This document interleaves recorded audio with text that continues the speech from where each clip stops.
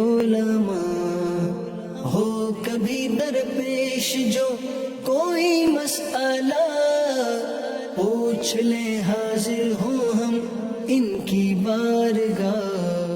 الحمد للہ رب العالمین والصلاة والسلام علی خاتم النبیین اما بعد فاعوذ باللہ من الشیطان الرجیم بسم اللہ الرحمن الرحیم الصلاة والسلام علیک یا رسول اللہ وعلی آلک واصحابک یا حبیب اللہ الصلاة والسلام علیک یا نبی اللہ وعلی آلک واصحابک یا نور اللہ. مدنی چینل کے ناظرین، پروگرام دارالافتاء اہل سنت میں آپ کو خوش آمدید کہتے ہیں. اللہ رب العالمین ہم سب کو دین اسلام کے احکامات سیکھ کر سمجھ کر ان پر عمل پیرا ہونے کی توفیق عطا فرمائے. ہمارے پیارے رسول صلی اللہ تعالی علیہ وآلہ وسلم کا فرمان عظمت علی شان، زینوا مجالسکم بالصلاۃ علیہ فإن صلاتکم علیہ نور لکم یوم القیامہ. اپنی مجلسوں کو مجھ پر درود پڑھ کر آراستہ کرو کہ تمہارا مجھ پر درود پڑھنا قیامت کے دن تمہارے لیے نور ہوگا. صلو علی الحبیب صلی اللہ تعالی علی محمد صلی اللہ علیہ وآلہ وسلم صلاۃ و سلاما علیک یا رسول اللہ. ناظرین کرام، اس پروگرام میں بطور خاص آپ کے سوالات وہ شامل کیے جاتے ہیں. اول تاخیر آپ ہمارے ساتھ پروگرام میں شامل رہیں گے تو انشاءاللہ سوال جواب کی صورت میں بہت سا علم دین وہ سیکھنے کو ملے گا. آج کے ہمارے مہمان مفتی محمد کفیل رضا عطاری صاحب ہیں، ان کو بھی خوش آمدید کہتے ہیں. بڑھتے ہیں، ہمارے پاس ناظرین کے ہی کچھ ویڈیو سوالات بھی ہیں اور پہلے ان کو شامل کرتے ہیں. میرا نام عزیز الرحمان ہے. میرا مفتی صاحب کی بارگاہ میں یہ سوال ہے، جیسے ایک بندہ آتا ہے ہمارے پاس ریفرنس کے صورت میں یا جان پہچان والا آتا ہے، کہتا ہے کہ ہمیں مثال کے طور پہ ایک LCD دے دیں، تو ہم اس کو LCD کے ریٹ بتا دیتے ہیں کہ یہ ہے تقریباً مثال کے طور پہ 8,000 روپے کی. تو ہم اس کو یہ کہہ رہے ہوتے ہیں کہ یہ بھائی آپ کو ہم ریٹ ٹو ریٹ میں دے رہے ہیں، اس میں ہم کچھ بھی آپ سے نہیں کما رہے، حالانکہ ہم اس میں 2,000 3,000 کما رہے ہوتے ہیں. تو کیا ایسا کرنا جائز ہے؟ 8,000 کا کہہ کے ریٹ ٹو ریٹ کہہ کے پھر بھی 2-3 ہزار کما رہے ہیں، تو جن میں 40,000 کہتے ہوں گے ان میں پھر کتنا یہ پروفٹ کا ریشو یوں رکھتے ہیں. آپ کیا کہتے ہیں؟ بسم اللہ الرحمن الرحیم. دیکھیں، خرید و فروخت کے اندر مختلف جہاں صورتیں شریعت مطہرہ نے بیان کی ہیں، بنیادی چیز چاہے وہ خرید و فروخت ہو یا اور دیگر امور ہوں، ان کے اندر اسلام جو ہے وہ جھوٹ کی مذمت کرتا ہے، اس سے بچنے کا حکم دیتا ہے. اور قسمیں کھا کر مال بیچنے والوں کے لیے تو یہ آیا کہ مال تو بک جائے گا لیکن جو ہے وہ برکت ختم ہو جائے گی. برکت ختم ہو جائے گی. تو آپ کو یہ کوئی نہیں کہہ رہا کہ آپ اسے کہیں کہ جناب یہ میں جو ہے وہ بغیر نفع رکھ کر بیچ رہا ہوں، یہ کہنا آپ پر ضروری ہے، یا آپ کتنا نفع رکھ رہے ہیں یہ بتانا بھی ضروری نہیں ہے. لیکن جو آپ کہہ رہے ہیں وہ جھوٹ نہیں ہونا چاہیے. صحیح. آپ نہ بتائیں اسے کہ بھئی مجھے کتنے میں پڑی کیا ہے، بس آپ یہ کہہ دیں. اگر آپ مناسب دام میں دے رہے ہیں تو مناسب دام کہہ دیں، مارکیٹ سے کم دام میں کہہ رہے ہیں تو مارکیٹ سے کم دام میں دیں، مارکیٹ کے برابر دام میں کہہ رہے ہیں تو اب بھی آپ یہ کہیں کہ نہیں مارکیٹ سے کم دام میں آپ کو دے رہا ہوں، پھر بھی ٹھیک نہیں. پھر بھی ٹھیک نہیں ہے. ریٹ ٹو ریٹ پھر کہنا، ریٹ ٹو ریٹ کہنا یہ بھی جو ہے وہ دھوکہ ہے، جھوٹ ہے، تو یہ جائز نہیں ہے. خرید و فروخت کی مختلف صورتیں ہیں. ایک صورت وہ ہوتی ہے کہ جس کے اندر آپ جو ہے وہ اس بات کو واضح نہیں کرتے کہ میں اس میں کتنا نفع کما رہا ہوں. یہ عام طور پر بے کہلاتی ہے، خرید و فروخت کی صورت کہلاتی ہے. لیکن دو صورتیں ایسی ہیں جس کے اندر آپ ایک میں جو ہے وہ پروفٹ بتاتے ہیں کہ جناب جو ہے وہ میرا اتنا پروفٹ ہے، اس کو بے مرابحہ کہا جاتا ہے کہ آپ نفع جو ہے وہ رکھ رہے ہیں اور اس نفع کو سامنے والے کے سامنے آپ بیان بھی کر رہے ہیں. اور ایک جو ہے وہ بے کہلاتی ہے جو ریٹ ٹو ریٹ کے اوپر بیچنا کہلاتا ہے، وہ بے تولیہ جو ہے وہ کہلاتی ہے فقہی اصطلاح کے اندر.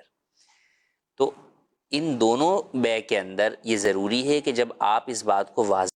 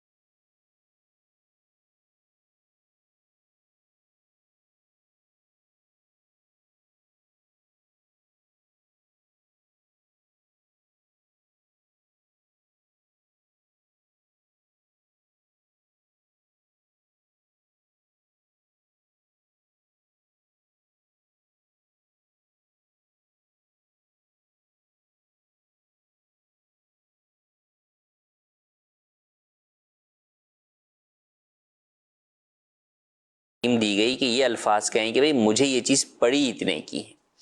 تو اس بات کا بالکل خیال رکھنا ضروری ہے کہ جھوٹ اور دھوکہ دہی جو ہے وہ کاروبار کے اندر اس کی وجہ سے خیر و برکت بھی اڑ جاتی ہے، اور کئی صورتوں کے اندر جو ہے وہ شرعی طور پر آپ کو وہ چیز سامنے والا جو خریدار ہے جب اس کو حقیقت کا علم ہو تو اس کو ریٹرن کرنے کا بھی حق جو ہے وہ موجود ہوتا ہے. تو لہٰذا ایسا ہرگز نہ کیا جائے. اچھا، یوں کہ کچھ ہوتے ہیں ایسے کہ جو اتنا ڈسکاؤنٹ کر دیتے ہیں اور ان کو پتہ ہوتا ہے کہ مارکیٹ میں اس سے کم یا اتنے میں نہیں ملے گی، تو آپ اس طرح کے جملے تو استعمال کر، اگر واقعی وہ بھی سچ ہے، پتہ چلا مارکیٹ میں وہ جائے اور اس سے کم میں جو ہے وہ مل رہی ہو، تو بالکل ایسے ہی کہ بھائی میں نے دیکھیں اپنے طور پہ اتنے آپ کو مناسب ریٹ کر دیے. اچھا، اس میں بھی وہی بات ہے کہ احتیاطی جملے کہ مارکیٹ میں کم میں نہیں ملے گی، اب کیا پتا آپ کو ہو سکتا ہے کوئی اور جو ہے وہ کم میں جو ہے وہ دے رہا ہو، عموماً اتنے میں نہیں ہوتی. تو عموماً اتنے کے اندر جو ہے وہ آپ کو مارکیٹ میں نہیں ملے گی، میں مناسب چیز دے رہا ہوں. اسی طرح کئی دفعہ لوگ قیمت تو وہی رکھ رہے ہوتے ہیں لیکن وہ یہ کہہ رہے ہوتے ہیں ساتھ میں کہ مارکیٹ میں یہ چیز نہیں ملے گی آپ کو جو میں آپ کو چیز دے رہا ہوں نا، حالانکہ وہی چیز مارکیٹ کے اندر اس سے کم قیمت پر موجود ہوتی ہے. تو اب جب کسٹمر یہ کہتا ہے تو وہ کہتے ہیں نہیں وہ چیز کچھ اور ہے اور میری چیز کچھ اور ہے. تو یہاں بھی جو ہے وہ در حقیقت وہ گاہک کو جو ہے وہ دھوکہ دے رہا ہوتا ہے، جھوٹ بول رہا ہوتا ہے. تو یہ بھی درست نہیں ہے جب آپ کو پتہ ہے کہ مارکیٹ میں یہی چیز جو میں بیچ رہا ہوں سامنے بھی جو ہے وہ اس سے کم ریٹ کے اندر مل رہی ہے. تو یا تو ان بحث میں جائے نہیں بھائی میں کتنا پروفٹ رکھ رہا ہوں یا میں کیا چیز جو ہے وہ بیچ رہا ہوں، کیسے بیچ رہا ہوں، کتنے کی بیچ رہا ہوں، کیوں بیچ رہا ہوں. سمپل آپ جو ہے وہ اپنی چیز کی جو ہے وہ کوالٹی بتائیں اور جو ہے وہ آپ قیمت جو ہے وہ بتائیں. اس کے اوپر سامنے والے کو جو ہے وہ اس کے اوپر آپ راغب کر سکتے ہیں. آپ کی پاور آف اسپیکنگ اتنی اچھی ہے کہ آپ اسے قائل کر سکتے ہیں. تو یہی تو اسپیکنگ ہے، مطلب اس میں پھر لوگ جھوٹ ایڈ کر لیتے ہیں، طرح طرح کے ایسے مبالغے ایڈ کر لیتے ہیں، اپنی چیز کی وہ صفات بیان کرنا کہ بقیہ پوری مارکیٹ میں تو وہ ہے ہی نہیں، اس جیسی پیس آپ کو نہیں ملے گا، یہ نہیں ملے گا. اور کچھ تو مزید کہتے ہیں نقصان ہو جائے گا، یعنی اتنے جتنے آپ لگا رہے ہیں یہ ہمارا نقصان ہے اور نقصان ہو جائے گا. اچھا بولیں گے یوں، اب یہ نقصان کیا ہو جائے گا؟ نفع میں نقصان ہو جائے گا. یعنی اچھا سامنے والا سمجھ رہا ہے کہ اس کو واقعی نقصان ہو جائے گا، حقیقی نقصان ہو جائے گا. اب چیز اس کو 10,000 کی خود پڑی ہے، اب سامنے والے نے ریٹ لگا دیا، اس نے 13,000 لگ کے اور اس نے 11,000 لگا دے، تو 1,000 روپے نفع ہے لیکن یہ کہیں گے کہ ہمارا نقصان ہو جائے گا، اور مراد یہ لیتے ہیں نفع میں نقصان ہو جائے گا. تو یہ مناسب ہے؟ ایسا لفظ بھی کہنا جو ہے وہ جائز نہیں ہے. نقصان سے مراد یہی ہے کہ آپ جتنے میں چیز لے رہے ہیں، آپ نے جتنے میں خریدی یعنی دکاندار نے اس سے کم میں وہ لگائے، یعنی آپ کے کیپٹل میں نقصان ہو جائے. یا جو ہے وہ آپ کہیں کہ بھئی ٹھیک ہے میں نے خریدی تو 10 کی ہے لیکن پڑ مجھے 11 کی گئی ہے، تو اب اگر میں آپ کو 10.5 کی جو ہے وہ بیچوں گا تو مجھے جو ہے وہ نقصان ہو جائے گا. تو یہ تو پھر بات حقیقت پر مبنی ہوگی، لیکن اس کے علاوہ جو بھی چیزیں آپ بول رہے ہیں تو وہ جائز نہیں ہے. تو ایسے لوگ جو کہ بہت زیادہ جو ہے وہ چرب زبان ہوتے ہیں اور وہ اس طرح کی ساری چیزیں جو ہے وہ اس میں شامل کر لیتے ہیں اپنی سیل میننگ کے اندر، اور جھوٹ اور بہت ساری چیزوں کو ایڈ کر کے وہ بیچ دیتے ہیں. تو ایسے لوگوں سے بسا اوقات وہ مال تو بک جاتا ہے لیکن برکت نہیں ہوتی. اور پھر دوسرا یہ کہ برکت نہ ہونے کے دو طریقے، ایک تو یہ کہ بھئی قدرتی طور پہ برکت مال میں نہیں ہے، دوسرا یہ کہ جس گاہک کو پتہ چل جاتا ہے تو وہ پھر دوبارہ آپ کی دکان پر بھی نہیں آتا کہ یار انہوں نے میرے ساتھ جھوٹ بولا یا دھوکہ کیا، مارکیٹ میں وہ چیز اتنے کی مل رہی تھی اور انہوں نے مجھے زیادہ قیمت لگا دی اور یہ بول کے لگائی کہ سب سے کم قیمت کے اندر ہم دے رہے ہیں. تو اس طرح بھی جو ہے وہ آپ کا کسٹمر جو ہے وہ ٹوٹنا شروع ہو جاتا ہے. تو سچ میں برکت ہے اور سچ ہی بولنا چاہیے. اگر ایک مرتبہ بھی کسی کو جھوٹ بول کر چیز آپ نے بیچ دی اور اس کو بعد میں پتہ چل گیا، یقین کریں زندگی بھر کبھی آپ کی دکان پر وہ قدم نہیں رکھے گا، یعنی پھر وہ آئے گا ہی نہیں آپ کی طرف. کیونکہ جھوٹ ایسی بری چیز ہے کہ جھوٹا بھی یہ پسند نہیں کرتا کہ میرے ساتھ کوئی جھوٹ بولے، یعنی جو شخص خود جھوٹا ہو وہ بھی یہ پسند نہیں کرتا. قرآن مجید میں اور پیارے نبی صلی اللہ علیہ وسلم کی جو تعلیم جھوٹ کی سخت مذمت فرمائی اور تجارت میں جھوٹ اس کی اور مذمتوں کو بیان کیا. جی مزید سوال. میرا مفتیان کرام سے یہ سوال ہے کہ میں نے 2 رکعت نماز پڑھی ہے فرض، پہلی رکعت میں سورہ ناس پڑھی اور دوسری رکعت میں سورہ اخلاص پڑھی ہے. اس میں ترتیب جو ہے نا وہ غلط ہو گئی ہے، اور اس کے لیے کیا سجدہ صاحب لازم ہے نہیں؟ برائے مہربانی اس کے لیے ہمیں بتا دیں. جی سجدہ صاحب لازم ہوگا، ترتیب اگر برعکس ہو جائے. ترتیب اگر برعکس ہوتی ہے تو سجدہ صاحب لازم نہیں ہوگا. ایسا جان بوجھ کر کرنا کہ جو آپ نے صورت پڑھی ہے اس سے اوپر والی صورت پڑھیں، تو یہ الٹا قرآن پڑھنا جو ہے وہ ہے. تو ایسا کرنا مکروہ تحریمی ہے، ناجائز اور گناہ ہے. لیکن اگر کسی سے ایسا ہو گیا، چاہے بھول کر ہوا یا قصدن بھی ہوا، تو یہ چونکہ تلاوت کے واجبات میں سے ہے، نماز کے واجبات میں سے نہیں ہے، تو اس کی وجہ سے نماز میں سجدہ سہو لازم نہیں ہوگا اور نماز واجب الاعادہ نہیں ہوگی۔ قصدن کیا ہے تو بہرحال اسے توبہ کرنی ہوگی، قصدن کیا تو توبہ کرنی یعنی گناہ ہوا ہے، جی، اور بھولے سے ہوا تو پھر گناہ بھی نہیں۔ بھولے سے ہوا تو پھر گناہ بھی نہیں ہے۔ اچھا سجدہ صاحب دونوں صورتوں میں نہیں ہے، نہ قصدن کی بھولے سے- صورت میں نہ بھولے کی صورت میں، دونوں صورتوں میں سجدہ سہو بھی نہیں ہے اور نماز دہرانا بھی لازم نہیں۔ ٹھیک ہے جی، مزید سوال۔ مطلب کاج اولا پیکو لیسن وغیرہ لگتی ہیں دوپٹوں پہ، تو کسٹمر دوپٹے ہمیں دے کے جاتے ہیں، تو ویسے تو ہمیں لکھ کے تو نہیں لگایا، لیکن ہم کسٹمر یہ کہتے ہیں کہ ہفتہ یا 2 ہفتے یا 3 ہفتے ہماری ذمہ داری، باقی اس کے بعد آپ کی ذمہ داری۔ تو وہ کچھ کسٹمر ہوتے ہیں کوئی 6 ماہ بعد آتے ہیں، تو ان کے دوپٹے ہم سے نہیں مل رہے ہوتے، تو ہمیں انہوں نے کہنا ہوتا ہے کہ ہمارے ایک منتھ کی ہماری ذمہ داری ہوتی ہے، تو باقی جو 3-4 کتنا ٹائم ہو گیا ہے، تو اگر مل گیا پھر بھی آپ کا، نہیں مل گیا پھر بھی آپ کا۔ تو کچھ تو کسٹمر ایسے ہیں جو 2 سال ہو گئے دے کے گئے ہیں، ان کے دوپٹے ہم سے گم بھی گئے ہیں، کچھ جو 3 سال ہو گئے دے گئے وہ پھٹ بھی گئے ہیں، 1 سال ہو گیا وہ مطلب کہ ادھر وغیرہ ادھر ہو گیا، تو اس کی کیا ہوگی رہنمائی؟ دوپٹے پیکو کرتے ہیں، یہی مسئلے کلرنگ کرنے والے بھی، کسی اور چیزوں میں بھی، تو کیا کہیں گے آپ؟ دیکھیں جب کوئی بھی شخص ہمیں کوئی چیز دے کر جا رہا ہے، اس پہ کوئی کام کروانا ہے، اسے ریپیئرنگ ہے یا کلرنگ ہے یا اس طرح کا کوئی بھی ایڈیشن جو ہے وہ کروانا ہے، تو اس کاریگر کے ہاتھ میں وہ چیز جو ہے وہ امانت ہوتی ہے، اور امانت کا حکم یہ ہے کہ اس کی حفاظت کرنا بہرحال اس کے اوپر لازم ہے۔ اور جب آپ امانت لے لیتے ہیں تو اب ایسی صورت میں آپ یہ نہیں کہہ سکتے کہ یہ امانت جو ہے وہ 2 دن تک میری ذمہ داری ہے، اس کے بعد میری ذمہ داری نہیں ہے، یا مہینے تک میری ذمہ داری ہے، اس کے بعد نہیں ہے۔ تو بہرحال وہ اب آپ کی ہی ذمہ داری ہے کہ آپ اس کی حفاظت کریں، تو اس طرح لکھ دینے سے بھی آپ بریء الذمہ نہیں ہوں گے۔ ہاں آپ کی کوئی غفلت اور کوتاہی نہ ہو، آپ نے اچھے طریقے سے سنبھال کے اسے رکھا ہوا ہو، اب خدا نخواستہ دکان میں آگ لگ گئی جس کی وجہ سے وہ چیز جو ہے وہ جل گئی، تو اب اس کے آپ دیندار نہیں ہیں، آپ پر اس کا تاوان جو ہے وہ لازم نہیں ہوگا اگر آپ کی غفلت اور کوتاہی نہیں ہے۔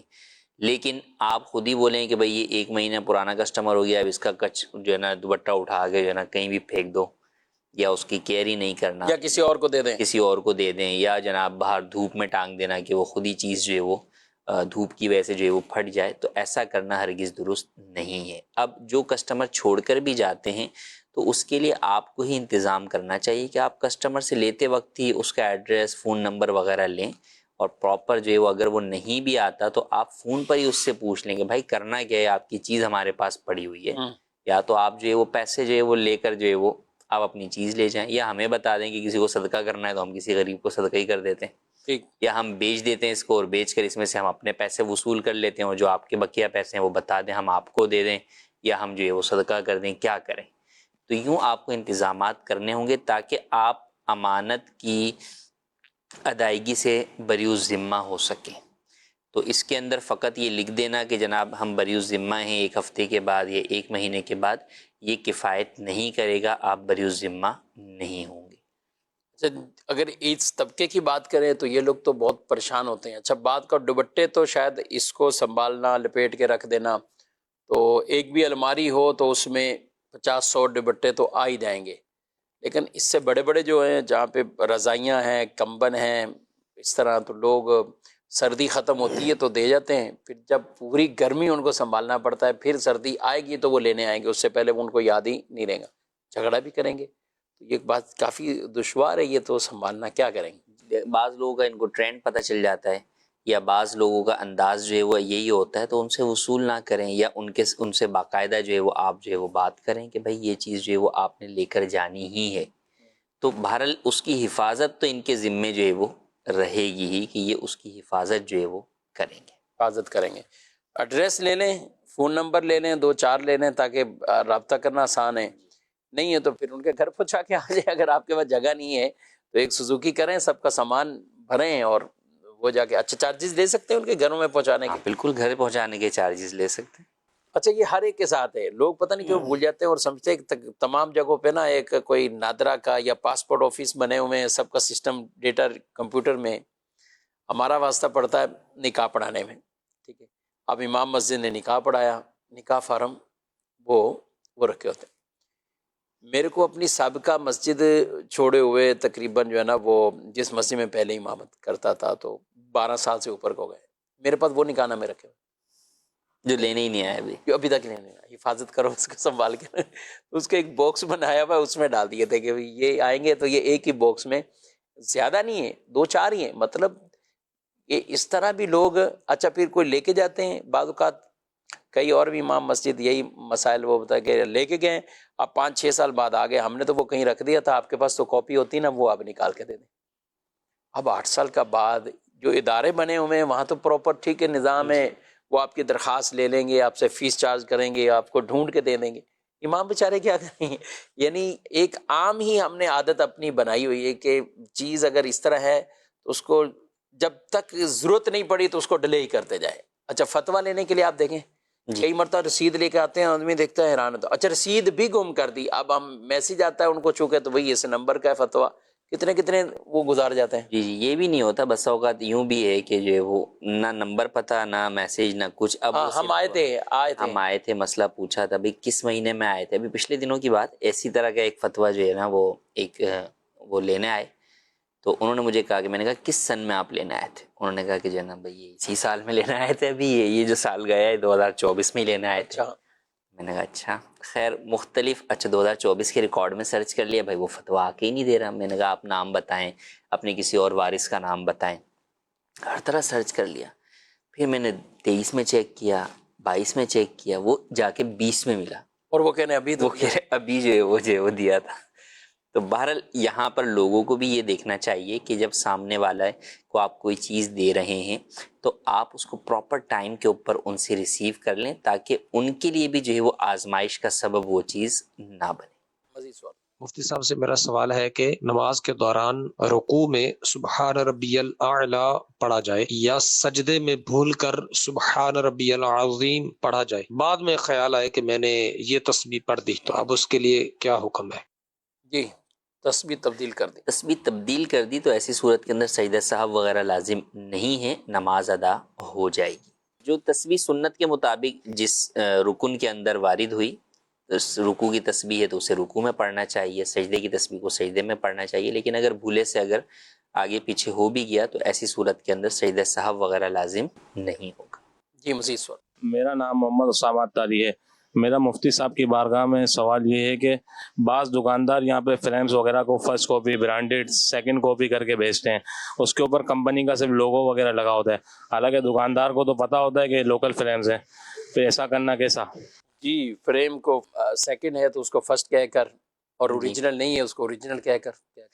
جھوٹ اور دھوکہ دہی ہے جو کہ حرام ہے, بالکل بھی جائز نہیں ہے. یہ صرف فریم میں نہیں, مختلف چیزوں کے اندر یہ چیز ہوتی ہے. آج کل جو ہے وہ لوگ فرسٹ کاپی سیکنڈ کاپی یا مختلف اور جو بھی اس مارکیٹ کے اندر اس چیز کو اچھی کوالٹی بتانے کے لیے یا بہتر کوالٹی یا بہتر پرائز میں بیچنے کے لیے مختلف اس طرح کے جو ہے وہ کیٹیگری میں تقسیم کرتے ہیں, اور وہ در حقیقت جس بات کا دعویٰ کر رہے ہوتے ہیں وہ چیز وہ بھی نہیں ہوتی. تو ایسا کرنا جو ہے وہ ہرگز جائز نہیں ہے. آپ سامنے والے کو دھوکہ دے رہے ہیں, کچھ بتا کر کوئی اور چیز جو ہے وہ بیچ رہے ہیں. حدیث پاک میں فرمایا کہ جس نے دھوکہ دیا وہ ہم میں سے نہیں ہے. ایسی صورت کے اندر جس جو خریدار ہے اس کے پاس یہ اختیار ہے کہ جب اس کے پاس یہ بات واضح ہو گئی کہ جو دعویٰ کر کے مجھے چیز دی گئی تھی وہ نہیں ہے, تو بالکل وہ واپس کرنے کا اختیار رکھتا ہے, اور ایسی صورت میں پوری قیمت ہی اس کو واپس کی جائے گی جب وہ آپ کو وہ چیز واپس لینے کے آتا ہے کہ بھائی یہ چیز آپ لے لیں, آپ نے جو دعویٰ کیا تھا یہ وہ نہیں ہے. تو بالکل آپ کو جو ہے وہ واپس لینی ہوگی, کیونکہ آپ نے دھوکہ دے کر جو ہے وہ اسے غلط مال بتا کر غلط چیز جو ہے وہ بیچی. جی مزید سوال. تو میرا یہ سوال ہے, کیا خطبے کے بغیر نکاح ہو جاتا ہے؟ خطبہ کے بغیر نکاح, خطبہ جو ہے وہ سنت ہے. البتہ کسی نے اگر بغیر خطبے کے بھی جو ہے وہ نکاح پڑھا دیا تو نکاح ایجاب و قبول کا نام ہے. تو ایجاب و قبول 2 گواہوں کی موجودگی کے اندر کہ 2 مرد ہوں یا 1 مرد اور 2 عورتیں ہوں اور دیگر جو شرائط ہیں وہ پائی جائیں تو ایسی صورت میں نکاح ہو جائے گا. البتہ خطبے کو جو ہے وہ چھوڑ دینا یہ جو ہے وہ خلاف سنت چیز ہے, تو بالکل ایسا ہرگز نہیں کرنا چاہیے. خطبہ نکاح کا بھی کھڑے ہو کر ہی پڑھنا ہے کیا؟ جی بالکل، نکاح کا خطبہ بھی جو ہے وہ کھڑے ہو کر ہی پڑھا جائے، اور وہ باقاعدہ اس کو توجہ سے سننا بھی ہے. لوگ اس میں جو ہے وہ توجہ نہیں دے رہے ہوتے. ایجاب و قبول کے ٹائم پر تو لوگ بڑا خاموش کرا دیتے ہیں، بھائی خاموش ہو جاؤ، گواہ جو ہے وہ بات سن لیں. لیکن جب خطبہ نکاح ہو رہا ہوتا ہے اس وقت لوگ جو ہے وہ اپنی باتوں کے اندر جو ہے وہ لگے ہوئے ہوتے ہیں. تو ایسا کرنا درست نہیں ہے. خطبہ چاہے نکاح کا ہو یا کوئی بھی خطبہ ہو تو اسے توجہ کے ساتھ ہی سننا ضروری. اور آج کل محافل میں کبھی نکاح ہوتے ہیں تو پھر مائک پر خطبہ پڑھا جا رہا ہے، تو اب ظاہر ہے پورا ہال میں، یعنی جی اگر مائک نہیں لگا ہوا تو آواز وہیں جا رہی ہے کہ جو اسٹیج پر ایک موجود ہے. جی اگر مائک لگا ہوا تو پورے ہال میں، تو جو افراد اس محفل نکاح میں گویا کہ شریک ہیں وہ تمام سنیں گے غور سے. تمام کے لیے حکم ہے کہ وہ خاموشی کے ساتھ توجہ کے ساتھ خطبہ کو سنیں گے. مزید سوال. مفتی صاحب سے میرا یہ سوال ہے کہ کچھ ایپس ہوتی ہیں جو چہرہ دکھا کے بھی، آنکھیں دکھا کے بھی، ڈی پی رکھ کے بھی پیسے ملتے ہیں، کیا ان سے پیسے لینا جائز ہے؟ مفتی صاحب سے ایک اور میرا سوال ہے کہ الٹا جوتا پہننا شیطان پہنتا تھا الٹا جوتا، پلیز جواب دے دیجیے. جی ایپس جو ہے وہ چہرہ دکھا کر نہ جانے کیا چیز ہے. ویڈیوز کا تو ہے کہ کچھ اس طرح کی ویڈیوز آپ جو ہے وہ اگر وہ اس میں بھی عام طور پہ جو اس طرح کی جو ایپس ہوتی ہیں وہ عورتوں کے لیے ہوتی ہیں کہ وہ عورتوں کی ویڈیوز جو ہے وہ اس کے اوپر شیئر ہوتی ہیں اور وہ اس کے پیسے جو ہے وہ ان کو ادا کرتے ہیں. تو یہ سراسر جو ہے وہ حرام کام ہے، اور اس کے بدلے میں ملنے والی جو اجرت ہے وہ بھی جو ہے وہ حرام ہے. اور باقی ایک عام چہرہ دکھانے والی ایپ کا معلوم نہیں، بظاہر بھی یہ کوئی ایسی چیز نہیں ہے کہ جس کے بدلے میں اجرت دی جائے کہ بھائی اپنا چہرہ دکھاؤ تو پھر ہم جو ہے نا تمہیں پیسے جو ہے وہ دیں گے. تو یہ کوئی قابل اجارہ چیز نہیں ہے کہ اس کی فیس یا اجرت کو جو ہے وہ حلال قرار دیا جائے. تو بالکل ہرگز جائز نہیں ہے، عورتوں کے لیے واضح طور پر حرام ہے. تو دوسرا بھی یہ ان کو شاید ہو سکتا ہے گھر میں ماں باپ نے ڈرانے کے لیے بول دیا ہو کہ الٹا جوتا ہاں یہ بچے ہوتے ہیں نا وہ جو الٹا جوتا، یعنی مراد یہ کہ سیدھے پاؤں کا الٹے پاؤں میں اور الٹے پاؤں کا سیدھے پاؤں میں. تو ایسا کچھ نہیں ہے کہ شیطان کا جو ہے وہ کام ہے یا شیطان اس طرح پہنتا ہے. ہاں البتہ جو طریقہ کار ہے جس چیز کے پہننے کا جو انداز ہے اس کے مطابق ہی پہننا چاہیے. کھانے کے لیے تو ضرور ہے نا کہ سیدھے ہاتھ سے کھانا الٹے ہاتھ سے جی کھانا شیطان کا کام. اس میں ہمیں احتیاط کرنی. ماں باپ جو ہے وہ کوئی اس طرح کی اگر حدیث آئے بھی روایت میں تو اس کے اوپر دوسری چیز کو یوں بیان نہیں کیا جائے گا جو جس چیز کے لیے ہے. ہاں سیدھے پاؤں سے چونکہ آغاز کرنا، جوتا پہننا یہ سنتوں میں سے ہے، یہ سنت مستحبہ ہے کہ آپ جوتے پہنے تو آپ سیدھے پاؤں کے پہلے آپ وہ پہنے، اتاریں بھی تو پہلے سیدھے پاؤں کی آپ اتاریں. تو یوں آپ بالکل آپ کر سکتے ہیں، یہ کہنا چاہیے. اور ویسے بھی ان معاملات کے اندر سیدھی جانب کو ترجیح حاصل ہے، جسے تیامن کہا جاتا ہے کہ سیدھی جانب کو. تو اب پہننے میں کوئی چیز کا آغاز کرنا ہے تو سیدھی جانب، پکڑانے میں سیدھی جانب، کوئی چیز لینے دینے میں سیدھی جانب. تو ان چیزوں کو یوں کر کے بیان کیا جائے اور یہ اہتمام کرنا، تو یہ ایک اچھا اور مستحب عمل، اور اچھی نیت سے کریں گے تو انشاءاللہ اجر و ثواب بھی پائیں گے. مزید سوال. میرا یہ سوال ہے کفن سے بچا ہوا کپڑا استعمال کرنا کیسا ہے؟ جواب ارشاد فرما دیجیے. کفن سے بچا ہوا کپڑا، کفن سے بچا ہوا کپڑا بھی جو ہے وہ استعمال کر سکتے ہیں. ایسا نہیں ہے کہ وہ کپڑا جو کوئی استعمال کر لے تو اس کی وجہ سے اس کی موت آ جائے گی یا اسے کوئی بدشگونی اس سے لینا، تو یہ جائز نہیں ہے. وہ کپڑا جب قابل استعمال ہے تو بالکل استعمال ہی کرنا چاہیے. اسے جو ہے وہ فضول میں پھینک دینا یہ اسراف ہے. کئی دفعہ لوگ جو ہے وہ امام کے لیے جو جائے نماز ہوتی ہے جنازے کے لیے، وہ کفن کے کپڑے کی جو ہے وہ بنواتے ہیں اور پھر بعد میں اسے جو ہے وہ قبرستان کے اندر وہ کبھی کسی درخت کے اوپر جو ہے وہ لٹکی ہوئی ہوتی ہے، کبھی کہیں اور جو ہے وہ ہوتی ہے، تو اس طرح اس کو ضائع کر دیتے ہیں. تو ایسا کرنا جائز نہیں ہے. البتہ وہ جو بچا ہوا کپڑا ہے اگر تو میت کے پیسوں میں سے لایا گیا ہے، اس کے ترکے میں سے، تو پھر ایسی صورت میں اسے بیچ کر میت کے ترکے میں ہی اسے شامل کیا جائے گا. اور اگر کوئی شخص اپنی جیب سے لایا ہے ذاتی طور پر تو پھر بچا ہوا کپڑا کہاں استعمال کرنا ہے وہ اس کی اجازت پر موقوف ہوگا. وہ جس کو دینے کے لیے کہے گا اسے دیا جائے گا، یا وہ کسی بھی جائز جگہ پہ استعمال کرنے کا کہے گا تو وہاں استعمال کیا جائے گا. پھینکا پھر بھی نہیں جائے گا، پھینکنے کی اجازت وہ شخص بھی نہیں دے سکتا. ٹھیک ہے. بعض اوقات یہی کپڑا لے لیتے ہیں اور اس کو جنازے کے لیے نیچے بچھاتے ہیں، استعمال کرتے ہیں، اس کے بعد بھی نارمل وہ میت پہ رکھ دیا جاتا ہے یا ڈولے پہ رکھ دیا جاتا ہے. تو کیا ایسا ہو سکتا ہے کہ اضافی جو کپڑا ہے وہ بھی قبر کے اندر ڈال دیں؟ کیا اس کی بھی اجازت ہے؟ نہیں، اضافی کپڑا قبر میں جو ہے وہ نہیں ڈالا جائے گا کہ وہ ضائع کرنا ہے. قبر کے اندر جو کفن کا جو سنت طریقے کے کپڑے ہیں اتنے ہی کپڑے جو ہے میں کفن دیا جائے گا. جو اضافی ہے تو اسے جو ہے وہ بہرحال جو ہے وہ کسی جگہ پر جائز جگہ پہ استعمال کریں گے. اس کو پھینکنا یا ویسے ہی جو ہے وہ دفنا دینا وہ درست نہیں ہے. ہاں یہ ہو سکتا ہے کہ کسی میت کے جو ہے وہ بدن سے ہی جو ہے وہ کوئی خون رس رہا ہے یا کچھ ہے، اب وہ اس کے لیے سپورٹنگ کے طور پر کسی جگہ پر وہ کپڑا رکھ دیا تو وہ ایک جدا بات ہے. لیکن ویسے ہی کہ بھئی یہ بچ گیا ہے، اب جو ہے نا وہ قبر میں جو ہے وہ رکھ دو، میت کے اوپر رکھ دو، یا قبرستان کے اندر ہی جو ہے وہ کہیں پہ جو ہے وہ رکھ دو، یا میت کے جو ہے وہ ڈولے میں ہی جو ہے وہ رہنے دو، اگلا جنازہ پڑا جائے گا اس میں وہ کر لیں گے، تو اس طرح جو ہے وہ درست نہیں ہے.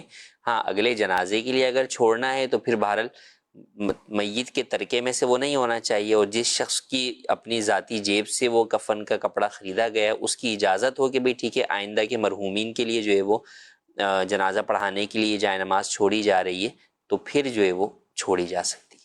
جی مزید سوال. میں نے یہ سوال کرنا تھا، بھائی کی شادی نہ ہو تو جو بھائی فوت ہو جائے تو اس میں سے بہن کو حصہ ملتا ہے زمین میں سے؟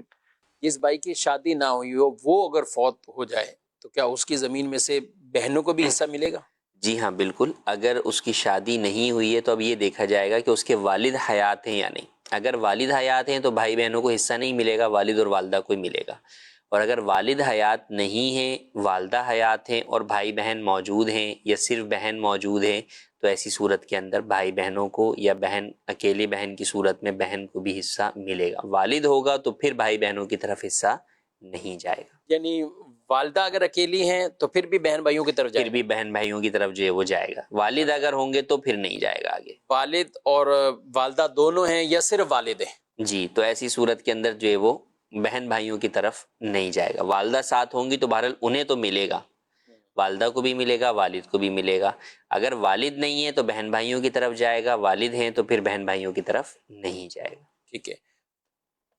اچھا انہوں نے کہا نکاح نہیں ہوا تو بعد کا یہ صورتحال ہو جاتی ہے کہ نکاح ہو چکا ہوتا ہے، رخصتی نہیں ہے، اب انتقال ہو گیا، تو کیا اس عورت کو حصہ ملے گا؟ جی بالکل اس کو جو ہے وہ حصہ ملے گا. وہ اس کی بیوہ ہے، وہ عدت بھی گزارے گی اور اسے حصہ بھی اچھا عدت بھی گزارے گی. جی بالکل. رخصتی نہیں ہوئی پھر بھی رخصتی نہیں ہوئی جب بھی، چونکہ وہ نکاح کے اندر ہے تو اس لیے اس کے اوپر جو ہے وہ عدت گزارنا بھی لازم ہے. یعنی یہاں طلاق کے عدت کے مسائل وہ جدا ہیں اور موت کی عدت کے مسائل جدا عدت وفات کے مسائل جو ہے وہ جدا ہے. ٹھیک ہے. اور یہاں پر عدت وفات اس کو گزارنی ہے بھلے وہ رخصتی نہیں ہوئی، فقط نکاح ہوا ہے، کیونکہ نکاح کی نعمت تو ایک ختم ہوگی، زائل ہوئی، اور اسی کے بدل میں شریعت مطہرہ نے اس کے اوپر سوگ رکھا ہے. بعض اوقات اس طرح کی چیزیں نا جو دو احکام آپس میں مل رہے ہوتے ہیں.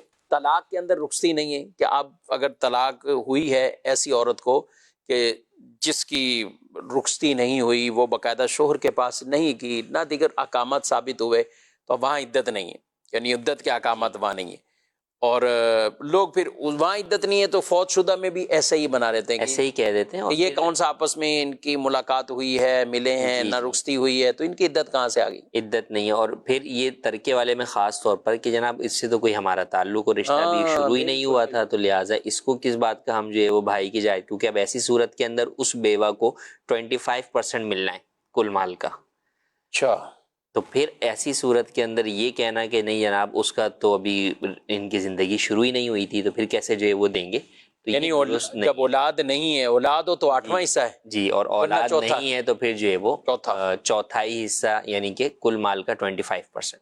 یہاں تو کفیل صاحب جو رخصتی ہوئی ہے اور آئی ہوئی ہیں، اب اولاد نہیں ہے تو لوگ سمجھتے ہیں کہ اس سے بھی کوئی ہمارا تعلق نہیں، ہمارا بھائی تھا فوت ہو گیا اب یہ بھی اپنے گھر جائے. بلکہ اگر اولاد بھی ہو اور وہ آگے کہیں اور نکاح کر لے تو بھی جو ہے وہ اس کو وارث نہیں سمجھتے اور ان کا حصہ نہیں دیتے، حالانکہ ان کا حصہ بنتا ہے اور دینا ضروری.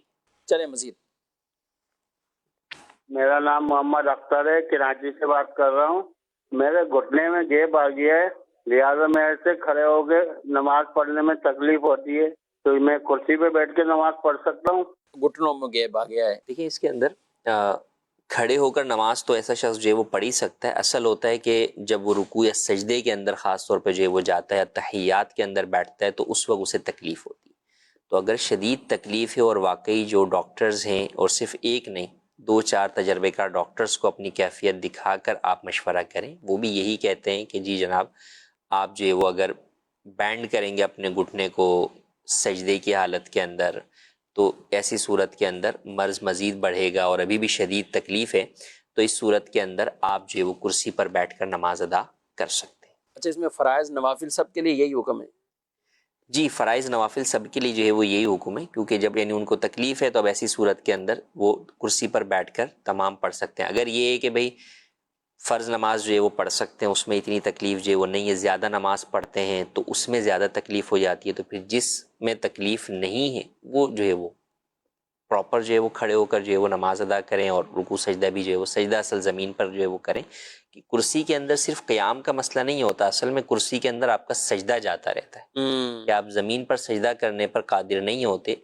تو جو شخص زمین پر سجدہ کرنے پر قادر نہ ہو اور زمین سے بلند جو ہے وہ 9 انچ کی کسی اونچی چیز پر بھی سجدہ کرنے پر قادر نہ ہو تو اس سے سجدہ حقیقی معاف ہو جاتا ہے، اور پھر اسے اشارے سے سجدہ کرنے کی اجازت ہو جاتی ہے، رخصت مل جاتی ہے. تو کرسی میں اصل میں یہ آپ کو فائدہ جو ہے وہ ملتا ہے. اور اس کا پرابلم بھی یہی ہے کہ آپ کو گھٹنا بینڈ کرنے میں جو ہے وہ پرابلم ہوتا ہے. تو یہ تکلیف اگر اس اعتبار سے کھڑے ہونے کے اعتبار سے کسی کو ہے تو وہ گھٹنے کا مسئلہ نہیں ہے، اور اگر صرف کھڑے ہونے کا کسی کو مسئلہ ہے کہ بھئی بیٹھنے میں اس کو پرابلم نہیں ہے تو ایسی صورت کے اندر وہ پھر بیٹھ کر نمازیں پڑھے گا. اور بیٹھ کر پڑھنے کی صورت کے اندر زمین پر بیٹھ کر جو ہے وہ پڑھے گا، جبکہ زمین پر بیٹھ کر پڑھنے میں اسے کوئی ایشو نہیں ہے تو پھر زمین پر بیٹھ کر پڑھے گا. اچھا، یہ گھٹنوں کی پرابلم والے وہ یہی کہتے ہیں کہ ہم کھڑے ہو کر قیام تو کر سکتے ہیں، اللہ اکبر بھی کر لیتے ہیں، قیام بھی کر لیتے ہیں، لیکن رکوع کے بعد آگے جو معاملات ہیں پھر وہ بیٹھ کر ہم کریں گے. جی، اصل سجدے کا ہی جو ہے وہ ہوتا ہے کہ سجدے کے اندر جو ہے وہ گھٹنا بینڈ ہوتا ہے اور اس کے اوپر وزن پڑتا ہے، تو اس میں زیادہ پرابلم ہوتی ہے. اسی لیے وہ ان کو سجدہ کرنے سے یا جو ہے وہ زمین پر بیٹھنے سے جو ہے وہ منع کیا جاتا ہے ایسے افراد کو. اسی لیے کرسیوں پر عام حالت میں بھی ان کو بیٹھنے کا کہا جاتا ہے. تو اب جس شخص پر سجدہ حقیقی معاف ہو گیا اور اشارے سے سجدے کی اسے رخصت مل گئی تو اب اسے اپنی قیام کرنا بھی اس کے لیے ضروری نہیں ہے. اب وہ اپنی بقیہ پوری نماز ہی جو ہے وہ کرسی کے اوپر بیٹھ کر ادا کر سکتا ہے، شروع سے ہی. ٹھیک ہے، تکبیر تحریمہ سے لے کے آخر تک پوری نماز وہ کرسی پر بیٹھ کر پڑھ سکتا ہے. ہاں، رکوع اور سجدے کے اندر دونوں کا چونکہ اشارہ کرنا ہے اسے، تو اس میں اس بات کا خیال کرنا ہے کہ رکوع کا اشارہ جو ہے وہ کے مقابلے میں سجدے کا اشارہ سر سے تھوڑا زیادہ جھک کر ہوگا. ٹھیک، تو دونوں کے اشاروں میں فرق ہوگا کہ رکوع میں تھوڑا سا جھکا، سجدے میں جو ہے وہ اور زیادہ جو ہے وہ جھکے گا. تو یوں پھر جو ہے وہ رکوع اور سجدہ اشارے سے وہ کر کے اپنی نماز کو مکمل ادا کریں. جماعت میں بھی کئی لوگ ہوتے ہیں تو وہ پھر یہ سمجھتے ہیں کہ ہم پہلے قیام کر لیں گے، ہاتھ باندھ کے ہم سارے لوگ کھڑے ہیں تو ہم بھی کھڑے ہو جائیں گے. اب کرسی ان کی صف کے بیچ میں ہوتی ہے اور یہ عام صف سے کوئی 1 فٹ آگے کھڑے ہوتے ہیں. جی، ان کو کیا کرنا چاہیے؟ ان کو جو ہے وہ بیٹھ کر ہی جو ہے وہ نماز ادا کرنی چاہیے. کرسی شروع سے ہی بیٹھ جائیں. شروع سے ہی جو ہے وہ بیٹھ کر ادا کرنی چاہیے، کیونکہ جو صف کے اندر یہ ضروری ہے کہ آپ کا جو ہے وہ کندھا جو ہے وہ دوسرے کندھے سے، نمازی کے کندھے سے جو ہے وہ ملا ہوا ہو. تو وہ اسی صورت میں ہوگا جب آپ بیٹھیں گے، ٹھیک، تو ہی آپ اس کی سیدھ میں جو ہے وہ آئیں گے. آپ آگے کھڑے ہو جائیں گے تو ایک تو پوری صف کی ترتیب جو ہے وہ آگے پیچھے ہو جائے گی. اچھا، اگر آپ جو ہے وہ کرسی پیچھے کر دیں اور پھر کندھا ملائیں تو پیچھے والے نمازیوں کو جو ہے وہ پرابلم ہوگی کہ جب وہ سجدے میں جائیں گے تو واپس کرسی کو دھکا مار کے آگے کر رہے ہیں، بلکہ وہ جگہ ہی چھوڑ دیں گے وہ پھر قطع صف اور اس جگہ پر. تو بالکل ایسے افراد کو پھر بیٹھ کر ہی جو ہے وہ شروع سے لے کے آخر تک اپنی نماز کرسی پر ہی ادا کرنی چاہیے. کرسی والوں کو کئیوں کو کونے پہ رکھا جاتا ہے کہ آپ کونے پہ. اچھا، بعض نمازیں یا بعض مساجد تو ایسی ہوتی ہیں کہ صفیں پوری بھری ہوتی ہیں کہ کونے پہ آپ رکھتے ہیں تو تھوڑا اچھا ہے. جب بعض جگہوں پر ایسی ہوتی ہے کہ صف بیچ میں خالی ہوتی ہے، اتنی جگہ نہیں ہے، تو وہ کونے پہ ہی ایک بیچارہ نمازی سائڈ پہ وہ وہیں پڑھے، تو یہ کیا ضروری؟ یہ درست نہیں ہے، یعنی یہ ضروری بھی نہیں ہے بلکہ یہ غلط ہے کہ آپ اس نمازی کو جو ہے وہ صف کے بیچ میں سے ہٹا رہے ہیں. یعنی اصل تو لازم ہے کہ جب نماز شروع ہو گئی وہ اس وقت موجود ہے تو اب وہ دیگر نمازیوں کے ساتھ ہی جو ہے وہ بیٹھے گا اور اپنی نماز ادا کرے گا. ایسے وقت میں اس کو جو ہے وہ وہاں بٹھا دینا اور بیچ میں جو ہے وہ صف خالی رکھنا یہ جو ہے وہ ہرگز درست نہیں ہے. بالکل ایسے وقت میں اس کو دیگر نمازیوں کے ساتھ ہی جو ہے وہ بٹھایا جائے گا اور وہ ان کے ساتھ ہی بیٹھ کر اپنی نماز ادا کرے. ٹھیک ہے، ماشاء اللہ کافی ڈیٹیل اور تفصیل سے یہ بیان ہوا ہے. اور اس کے حوالے سے مکتبۃ المدینہ سے ایک رسالہ بھی ہے کرسی پر نماز پڑھنے کے حوالے سے جو شرعی احکامات ہیں، وہ رسالہ بھی آپ ضرور حاصل کریں تو انشاءاللہ اس سے بھی مزید آپ کو رہنمائی ملے گی. مزید سوال؟ میرا نام احمد ہے، میں لاہور سے بول رہا ہوں. میرا سوال یہ تھا کہ اگر ہم نیت کر لیتے ہیں کسی کو فدیہ دینے کی اور اس کے کانوں تک آواز نہیں پہنچتی، اس کو نہیں پتہ چلتا، اور اگر ہم نیت بدل لیتے ہیں اپنی، تو میں اس میں کوئی گناہ تو نہیں ہے؟ جی نیت کی ہے، اس کے کانوں تک نہیں پہنچی، اب نیت بدل دیں، کیا کریں؟ فدیہ دینے کی؟ جی ہاں، کوئی چیز کا فدیہ دے رہے ہیں، کچھ بھی، یعنی چلے صدقہ فطر کر لیں یا فدیہ دے لیں، تو اس کو دی تو کہہ رہے ہیں نیت کی ہے لیکن اس کے کانوں تک نہیں پہنچی۔ پہلے تو یہ بتا دیں کہ نیت کے جو الفاظ ہیں وہ کیا اس کے کانوں تک بھی پہنچانے ہیں یا اپنی دل میں ہیں؟ اپنے دل میں جو ہے وہ کافی ہے کہ آپ یہ فدیہ دے رہے ہیں یا زکوٰۃ دے رہے ہیں یا صدقہ واجبہ دے رہے ہیں، سامنے والے کا مستحق ہونا ضروری ہے۔ تو مستحق کے زکوٰۃ ہے تو آپ صدقہ واجبہ یا فدیہ دے سکتے ہیں۔ اب آپ نے پہلے یہ ذہن بنا لیا کہ فلاں شخص کو میں دوں گا، لیکن اسے بتایا نہیں، تو اب آپ کا ارادہ ہوا کہ نہیں اسے نہیں، اس سے زیادہ کوئی اور مستحق آ گیا یا اور کوئی رشتہ داروں میں کوئی ایسا نکل گیا اسے آپ دینا چاہتے ہیں تو دے سکتے ہیں۔ ہاں ایک شخص کو آپ نے بلا لیا اسی کام کے لیے کہ میں آپ کو دینا چاہ رہا ہوں اور بتا دیا، اب اس سے جو ہے وہ آپ کا ہاتھ کھینچ کر کسی اور کو دینا تو یوں اسے جو ہے وہ برا بھی لگے گا، اسے جو ہے وہ تکلیف بھی جو ہے وہ پہنچے گی، تو یہ مناسب نہیں ہے۔ اگرچہ ایسی صورت کے اندر بھی آپ نے کسی اور کو دے دیا تو فدیہ ادا ہو جائے گا آپ کا کہ مستحق کو ہی آپ دے رہے ہیں۔ جی مزید سوال؟ مفتی صاحب کی بارگاہ میں یہ سوال ہے کہ کیا مکروہ وقت میں تلاوت قرآن کر سکتے ہیں ہم؟ مکروہ وقت کے اندر تلاوت قرآن کریم نہیں کرنی چاہیے، مناسب یہی ہے کہ اس وقت میں تلاوت قرآن کریم نہ کی جائے، البتہ اگر کسی نے کر لی تو وہ گناہ گار نہیں۔ تلاوت نہیں کریں تو پھر کیا کریں اس دوران اگر کوئی عبادت کرنا چاہ رہے ہیں؟ ذکر و اذکار یا تسبیحات وغیرہ جو ہے وہ اس وقت میں پڑھی جائے۔ بہر اوقات مکروہ میں نماز بھی نہیں پڑھ سکتے؟ جی نماز بھی نوافل وغیرہ اور فرائض جو بھی اس کی ممانت ہے۔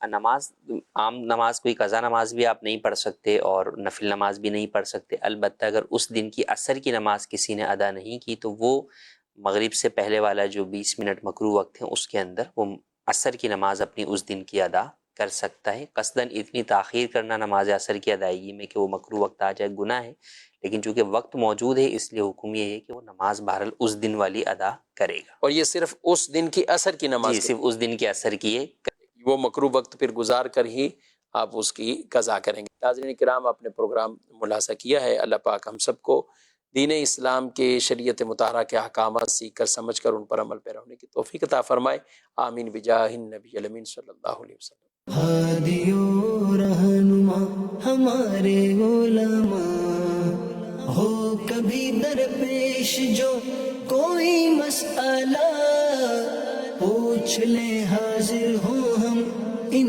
کی بارگاہ۔ ہوئے جنتی میرے معاویہ مسلم